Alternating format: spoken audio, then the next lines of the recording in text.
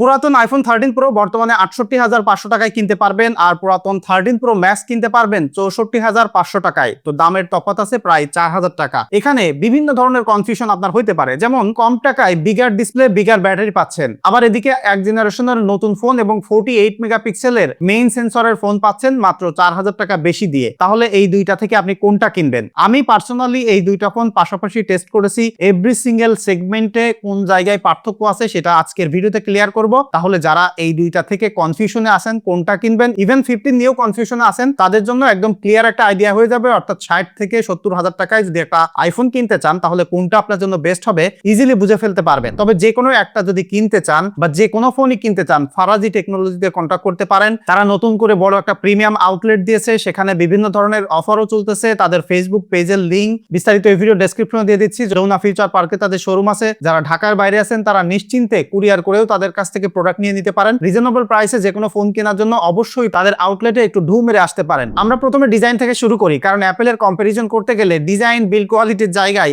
একদমই ইজি, কোনো মাথা খাটানো লাগে না। কারণ পিছন থেকে দেখলে একই রকম লাগতেছে আপনার কাছে, একটা জাস্ট বড় সাইজের ফোন, একটা ছোট সাইজের ফোন। তাছাড়া বিল্ড কোয়ালিটির জায়গায় জেনারেশনাল সামান্য একটু ইমপ্রুভমেন্ট থাকে, সেটা আপনারা সবাই কম বেশি জানেন। বাট ডিসপ্লেতেই কিন্তু এই দুইটা ফোনের বড় একটা তফাৎ রয়েছে, যেটাতেই আপনার একটা ডিসিশন নিতে হবে যে আপনি কোন জায়গায় যাবেন। কারণ 13 প্রো ম্যাক্সে 6.7 ইঞ্চির একটা ওলেড ডিসপ্লে রয়েছে, যেটা ডেফিনেটলি 120 হার্টজ এর রিফ্রেশ রেট যাইতে পারে। আর 14 প্রোতে 6.1 ইঞ্চির একটা এলটিপিও ডিসপ্লে। যারা বেশি মিডিয়া এনজয় করতে চান, গেমিং করতে চান, তাদের জন্য অবশ্যই বিগার সাইজের ডিসপ্লেটা বেটার হবে। আর এখানে বড় একটা তফাৎ আপনারা দেখতেছেন যে ডায়নামিক আইল্যান্ড আর নস। তবে ছোট ডিসপ্লে হওয়ার কারণে এই বড় ডায়নামিক আইল্যান্ডটাই অনেক বেশি ডিস্ট্রাক্টেড লাগে। সেদিক থেকে আবার 13 প্রো ম্যাক্সটা কিন্তু ভালো আছে। তো আপনার যদি ডিসপ্লে প্রয়োজন হয় তাহলে অবশ্যই আমি বলবো 13 প্রো ম্যাক্সটা ফিচার প্রুফ হবে। এবং যদি আপনার মনে হয় যে ভাই আমার কম্প্যাক্ট ফোনই লাগবে, তাহলে you should go for 14 pro. তবে ডিসপ্লে সেগমেন্টে এটাই হলো তফাৎ। এখন যদি পারফরমেন্সে আসি, এখানে কিন্তু একটা ইন্টারেস্টিং ব্যাপার আছে। কারণ 13 প্রো ম্যাক্সে A15 বায়োনিক প্রসেসর রয়েছে, যেটা 5 ন্যানোমিটারের বিল্ড। আর 14 প্রোতে A16 বায়োনিক রয়েছে, যেটা 4 ন্যানোমিটারের বিল্ড। দুইটা ফোনে 6GB র্যাম রয়েছে, NVMe টাইপের স্টোরেজ রয়েছে। সো আপনারা পাশাপাশি সিনথেটিক বেঞ্চমার্ক দেখলে বুঝতে পারবেন 14 প্রোটা খানিকটা বেশি স্কোর নিয়ে কিন্তু আগায় আছে। তবে ভাই পাশাপাশি যদি দুইটা ফোন আপনি ব্যবহার করেন, আপনার রিয়েল লাইফে আপনি কোনো তফাৎ পাবেন না। আপনার কাছে দুইটা ফোনই স্মুথ, ফাস্ট মনে হবে।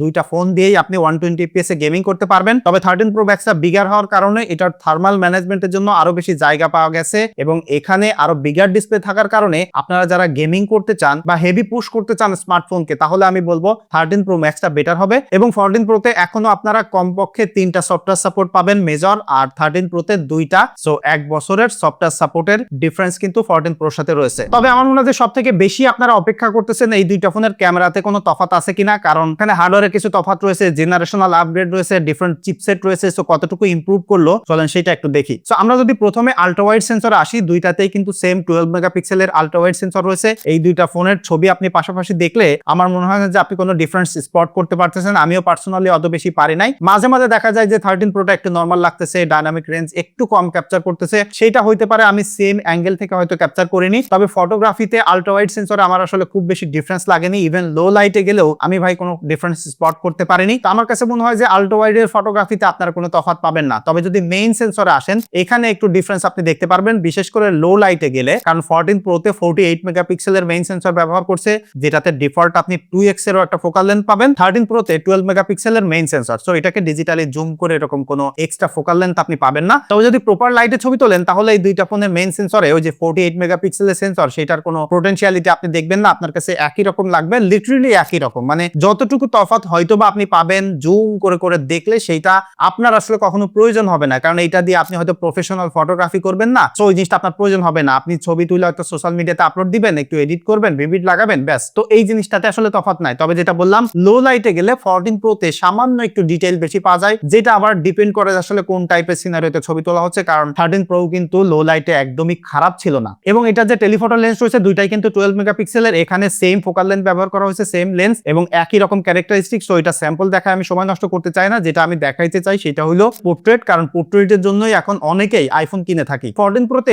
1x, 2x এবং 3x এ আপনি পোর্ট্রেট তুলতে পারবেন। আর 13 প্রো ম্যাক্সে আপনি 1x আর 3x এ পোর্ট্রেট তুলতে পারতেছেন। এবং যখন আপনি টেলিফটো দিয়ে পোর্ট্রেট তুলবেন প্রপার লাইটে বা লো লাইটে, তখন দেখবেন যে সারপ্রাইজিংলি কোনো তফাৎ আপনি পাচ্ছেন না। সিমিলার এজ ডিটেকশন, কারণ দুইটাতেই টাইম অফ ফ্লাইট সেন্সর আছে, similar detail, similar background blur, এবং যদি ভিভিড লাগান একই রকম লাগবে। সো ভাই লিটারালি পোর্ট্রেটে আমি কোনো তফাৎ পাইনি। তবে 14 প্রোতে আপনি ফোকাল লেন্থের ভ্যারাইটি পেয়ে যাচ্ছেন, বিশেষ করে 1x 2x এবং 3x। এই জায়গায় আপনি ডিসিশন নেন, পাশাপাশি পোর্ট্রেট দেখে আপনার কাছে কোনটা ভালো লাগলো সেটাও অবশ্যই কমেন্ট করে জানাতে পারেন। তবে ভিডিওগ্রাফিতে যদি আসি, দুইটার কিন্তু ক্যাপাবিলিটি একই আছে। নরমাল ভিডিওগ্রাফিতে বিশেষ করে 4K 60 fps পর্যন্ত ভিডিও করতে পারবেন, সেম লেন্স শিফটিং আছে, পাশাপাশি দুইটা স্যাম্পল আপনারা দেখতে পাচ্ছেন। কার কাছে কোনটা কেমন লাগতেছে সেটা অবশ্যই কমেন্ট করে জানাতে পারেন। তবে আমার কাছে আসলে খুব বেশি কোনো তফাৎ আমার কাছে মনে হয়নি। তবে আপনি যদি সিনেম্যাটিক মুডের ভিডিও করতে চান, এই জায়গায় আসলে একটা তফাৎ পাবেন। বিশেষ করে 14 প্রোতে 4K ভিডিও করতে পারবেন ব্যাকগ্রাউন্ড ব্লার করে, আর 13 প্রোতে অনলি ফুল এইচডি। পাশাপাশি স্যাম্পল দেখে আপনারা বুঝতে পারতেছেন যে ব্যাকগ্রাউন্ড ব্লার করে ভিডিও করার ক্যাপাবিলিটি কিন্তু অবশ্যই 14 প্রোতে বেটার আছে। জাস্ট ফর ভিডিওগ্রাফিতে একটা ফোন কিনতে চান তাহলে এই দুইটা ফোন থেকে অবশ্যই 14 প্রোটা বেটার হবে।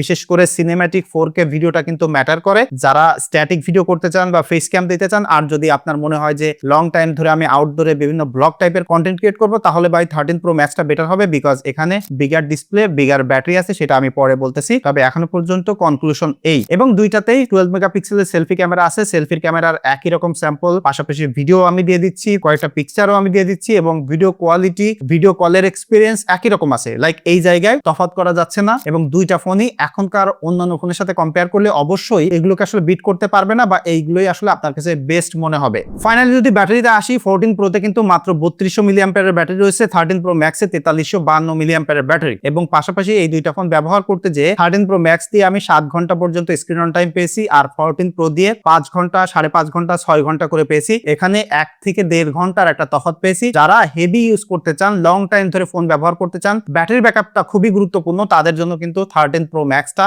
চোখ বন্ধ করে বেটার হবে।